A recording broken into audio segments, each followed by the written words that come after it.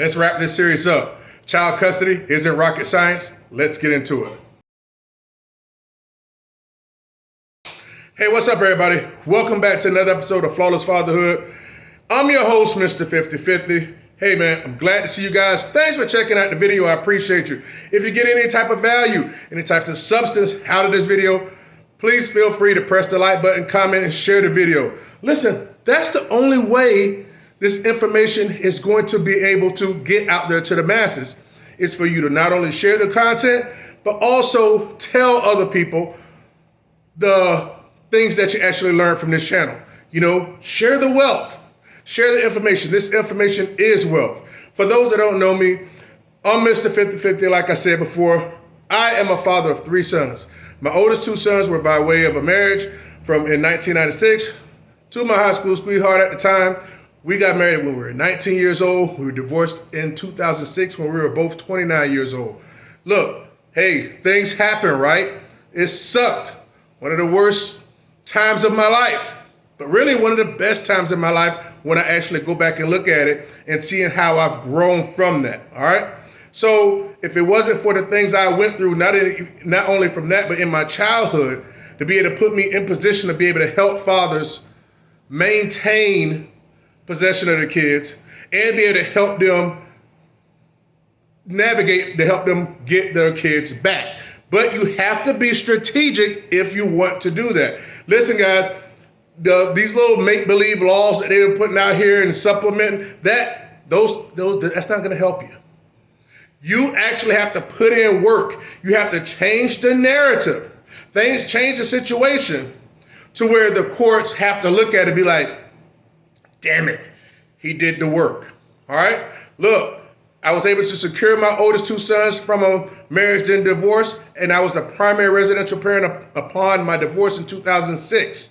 For those that don't know, my youngest son, he is actually from a product of an unwed relationship. And without me signing the birth certificate, because I didn't sign the birth certificate, and I didn't sign it on purpose. Why? Why did you sign it on purpose? Because I was uncertain about some things. Wink, wink, right? So I made sure that he was mine. I initiated a DNA test, swabbing his mouth when he wasn't even 3 weeks old yet. Swabbing his, swabbing mine, sitting there and paid the lab processing fee, found out he was my son, so guess what? Now I can move forward. Now, I never signed a birth certificate. Never signed a birth certificate. But yet, here I am with my son from an unwed relationship, and I have him 50-50 joint physical custody. A week-to-week timeshare with his mom. Without never signing a birth certificate. Not going to get into birth certificate stuff, but you know why that happened? Because I was able to entrench myself in a strong level of involved fatherhood to where the child was used to staying with me as equal as it was staying with his mom.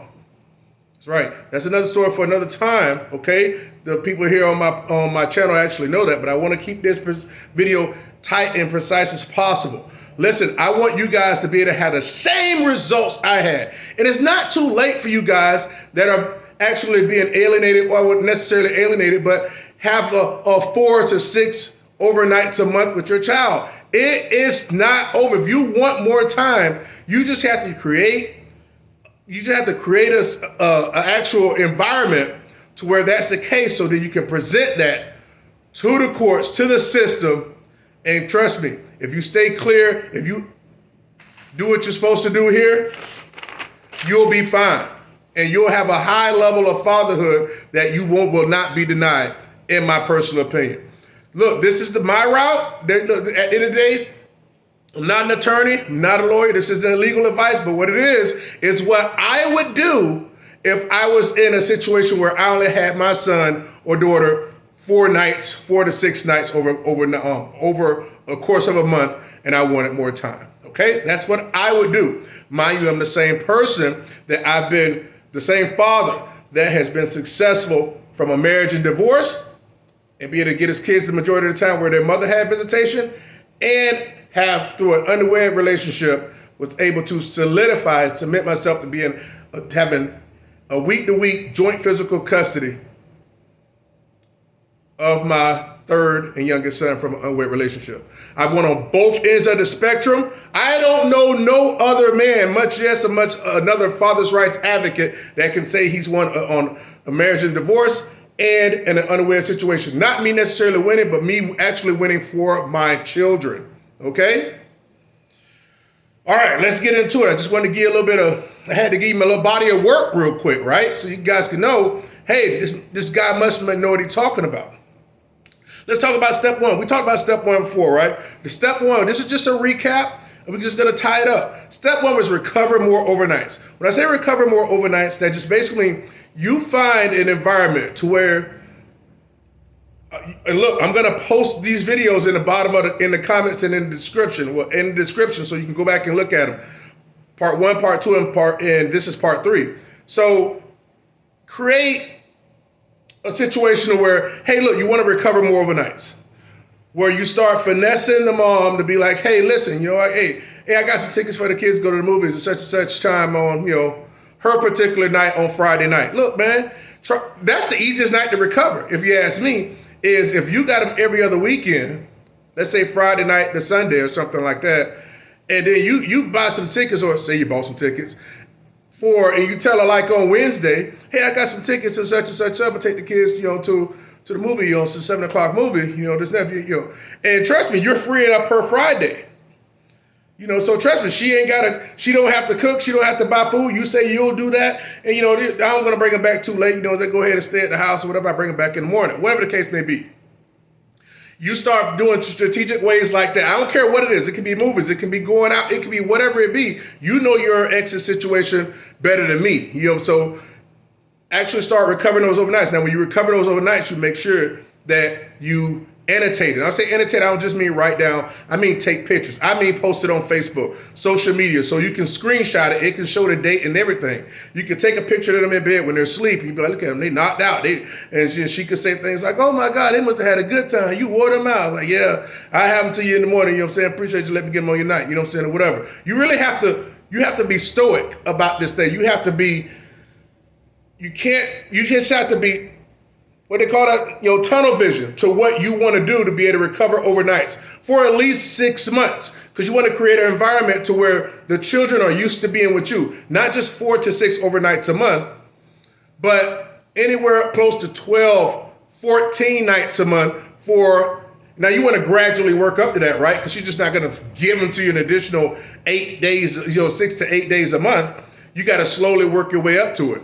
So the first month, work on it being 2 or 3 extra days, overnights. Then 4 to 6. Then 6 to 8. So the children you create an environment where they're used to being with you as much as the mom.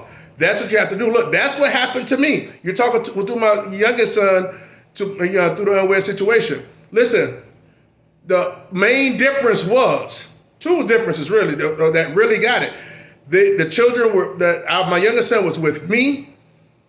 We had a schedule from the time he got out of the hospital where it was her 4 nights a week, 4 nights a week, then me 3 nights a week. The next week it was my house 4 nights a week, then her house 4 nights a week. We basically had the same days and we rotated every Sunday night. Okay? When he got old enough to when he was going to daycare, guess what? I was loading him up, putting him in daycare, and taking him to daycare, leaving the car seat there, picking him up, boom, boom, the whole 9.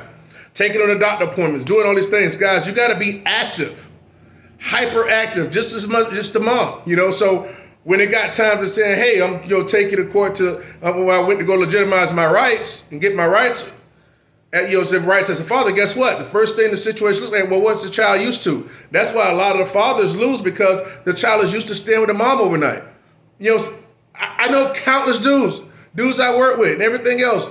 The child been living with the mother ever since the child came out of the womb.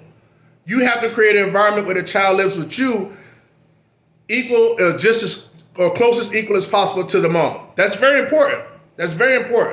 So recover more overnights and annotate that by social media, text, or anything else. You got to be slick with it. You don't want to show that you'll show your hand, right? So recover more overnights. Step 2 is to build a strong, solid fatherhood case by demonstrating a high level of fatherhood by acing the best interest of child factors. Okay? Now, we talked about the best interest of child factors. There are factors that every state has as far as child custody that you have to demonstrate that your level of parenthood / fatherhood. Now, let's be honest, because it's majority of fathers that have this issue and don't have custody of their children, really this is about what the fathers have to do, not the mothers. But at the end of the day, all these things can be attained, okay? So during the best interest of child factors, it ranges. You can have anywhere from, each state can have from 10 to 15, you know what I'm saying, up to close to 20. But it's basically, those factors are basically just, it varies. It speaks on demonstrating how you're involved with the child. As far as school, after school programs, in the mornings, getting the child ready for school, and daily activities, a good nighttime routine, medical stuff, how you put your interest above, the child's interest above yours, how you communicate with the other parent, all these type of factors that you have to demonstrate. Not say this is how it is, but you have to demonstrate, being able to show. Okay, and again, I'm going to help you guys with that because I'm going to actually put together, I'm going to put them together like a nice little format / blueprint, and I'll be able to show you, demonstrate certain ways that you can go about demonstrating your how you have certain factors and how you can build on your fatherhood through the best interest of child factors. So we'll get into that soon. I'm very excited to do that because it was easy for me. It's easy for me to build a case, not just for that. It's for anything. I was always a person where I build a case against somebody quick, not just in child custody, but anything. It could be some type of issue or something like that. I'm always have my ducks in a row. So again, step 2 is to build a rock solid fatherhood case by demonstrating a high level of fatherhood by acing the best interest of child factors. Guys, you can do this. I'm telling you, it's not freaking rocket science. You just got to want to do it. Especially you guys got sons, man. Especially you guys got sons. These freaking mothers don't need to be raising these freaking boys into men. It ain't going to freaking work. There's too many freaking soft men around here anyway. See, I'm about to start getting freaking ticked off because it's too many limp-wristed young boys growing into freaking men, and they're soft. Soft as hell. And they're supposed to be leaders of households and protectors? No. So listen, your son needs you. Your daughter needs you too. We got to get out of this whole thing of, we break up and the daughter stays with the mom. Man, screw that. If I'd had a daughter, even in my marriage, I still would have got my daughter too. I wouldn't have look, you bouncing. But you ain't taking anything outside you stand on or what's personally yours. I know when y'all come up with this, I gotta leave. I gotta let the children go. Screw that. That's indoctrination. They got us in the head. They programmed us that. That's why dudes do that so frequently and so often. Gotta cut that crap out. Stop leaving the marital home. Stop letting the mother lead and take the children away from the marital home. If the marriage is broken, initiate the divorce. People are freaking so cowardice. Get me freaking going. All right, before we go on to step 3, let's take a quick word for our present and soon-to-be fathers that are unwed. Remember, for all of the current and future unwed fathers, it is essential that you establish paternity and get a joint custody agreement with the child's mother. Doing this legitimizes your rights as the father and secures an equal or adequately agreed upon timeshare in the event of an unfortunate breakup.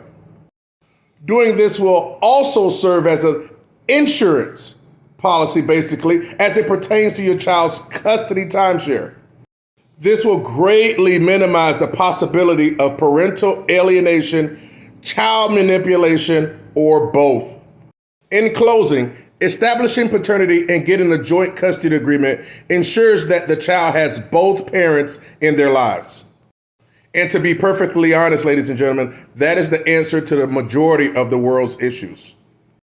Now, check this out. The ideal time to start this process is as soon as the child is born. I call this the flawless fatherhood 30-day rule, as to which it's at this time is when both unwed parents are at their most agreeable and truly want what's best for their newborn child, more likely than not.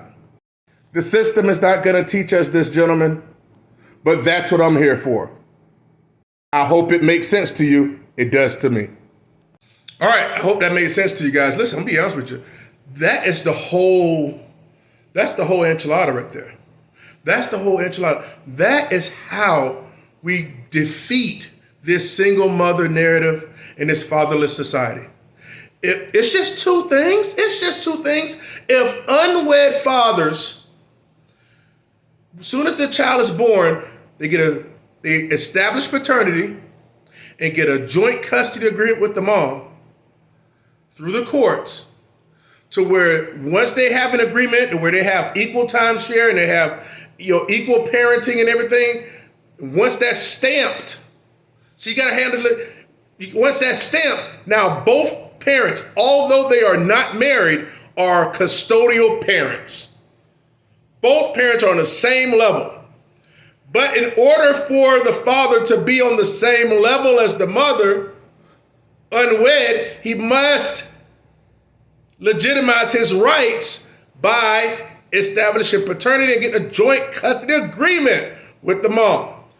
And hopefully that timeshare is 50-50 or something close to it, to where you can have a sufficient timeshare on paper and both of you guys be the custodial parent with equal decision-making and timeshare custody situation.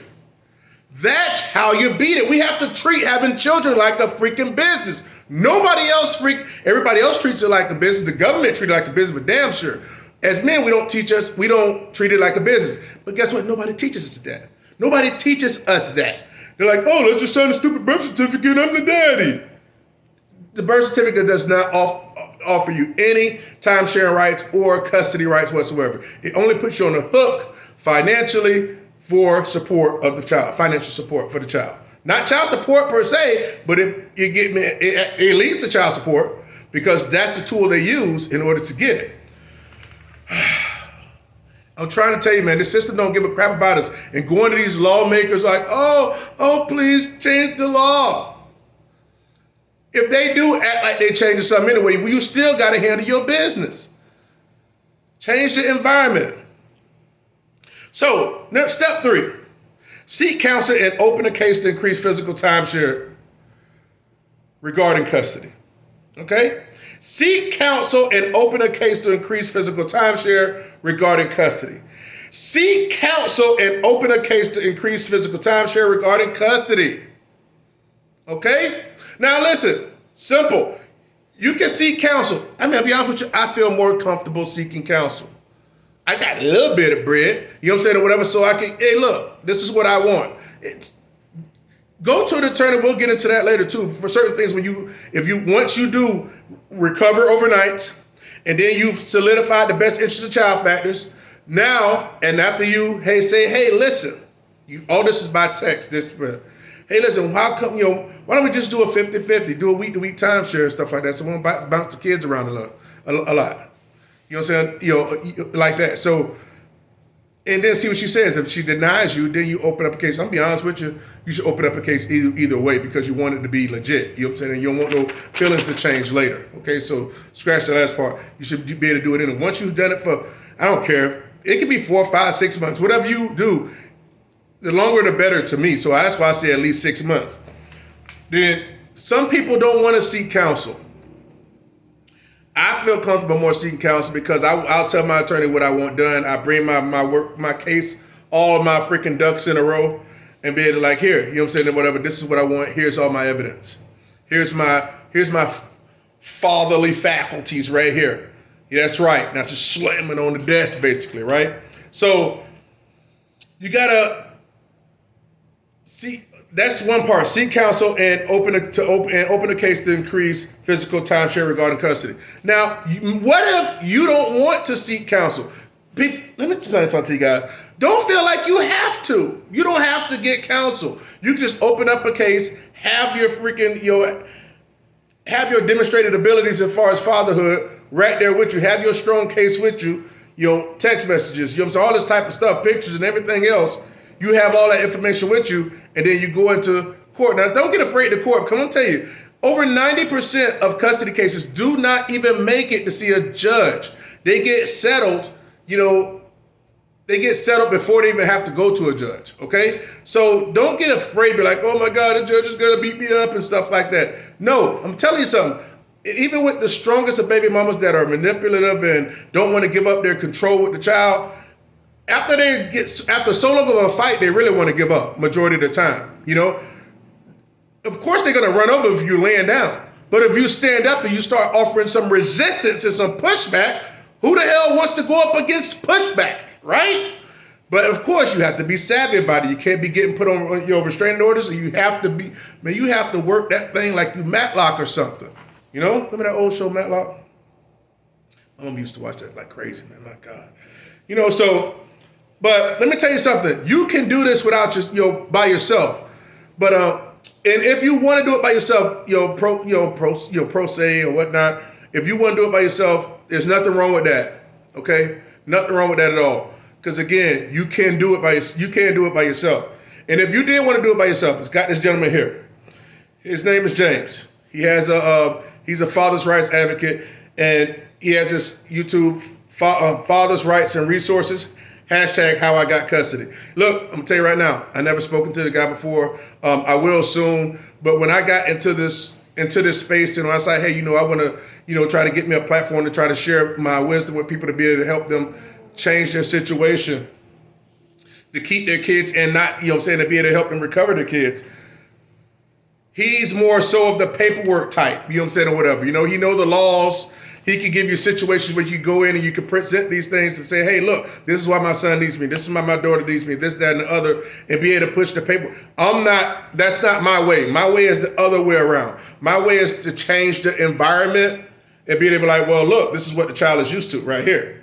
Along with the best interest of the child factors. It's more than one way to skin a cat, but I'm going to tell you something.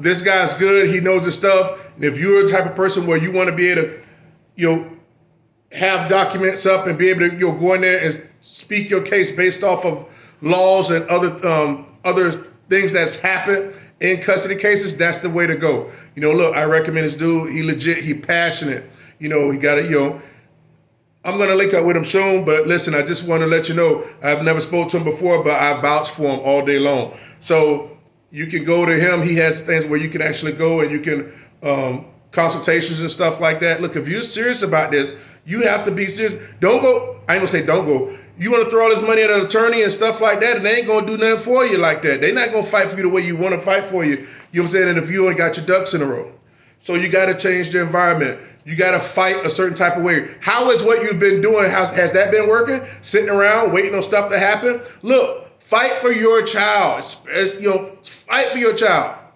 You want to be able to say at least, hey, look, son, or look, daughter. Here's this paperwork I did right here in 2024, 2025 when I went to court, and they told me no. They told me no. Here it is right here. Or you did this, and guess what? You got more time. To where once you get more time, you can become more of an influence in your child's life outside of being totally influenced by the mom. So step 3 is to seek counsel and open a case to increase physical timeshare regarding custody. Straight up, guys, that's the real deal. Step 1, recover more overnight. Step 2 is to build a rock solid fatherhood case by demonstrating a high level of fatherhood by acing the best interest of child factors. And step 3 is to seek counsel and open a case to increase physical timeshare regarding custody. Again, you don't have to seek counsel. You can do it yourself. Just make sure you go to the right person, a la this gentleman here at How I Got Custody. He will be able to help you out. Trust me. I really feel good about this dude. James is solid. So I wouldn't recommend him to people that's listening to my videos if I didn't believe in him. So, hey guys, I hope that resonated with you. Flawless Fatherhood, where you hear what you need to hear, not what you want to hear. I'm gonna start dropping a whole bunch of shorts, here soon. And share the videos, share. Listen, if you have here's some homework for you. It's lifelong homework. Lifelong homework. If you know somebody, a brother, friend, whatever, I don't care. If you know a man, young man that's having a child and he's not married, make sure you tell him he needs to establish paternity and get a joint custody agreement to where he and the mother can be custodial parents on the same level. So if they happen to break up, the paperwork is already done, and he's not working beneath the mother as a non-custodial parent when she's the custodial parent. Establish paternity and getting a joint custody agreement. That's why so many fathers are mispositioned and they're out of place. It's because they're not a custodial parent. I hear so much, oh, they always do this to the non-custodial parent. Why aren't you the non-custodial parent? Because you didn't establish paternity to get a joint custody agreement. I guarantee you 99% of the freaking unwed fathers are not freaking legitimized fathers by way of establishing paternity and getting a joint custody agreement. Women, if you're listening to this, mothers, if you're listening to this and you got a child, you better, and he getting a child, he's unwed, better make sure that he establishes paternity. This is legal paperwork with the courts. Establish paternity and get a joint custody agreement with the mom on paper, on government paper. If not, when they break up, you won't be seeing your grandchild. You'll be at the mercy of the mom. Want to know how? I've seen it countless times. I got freaking brothers that are going through it.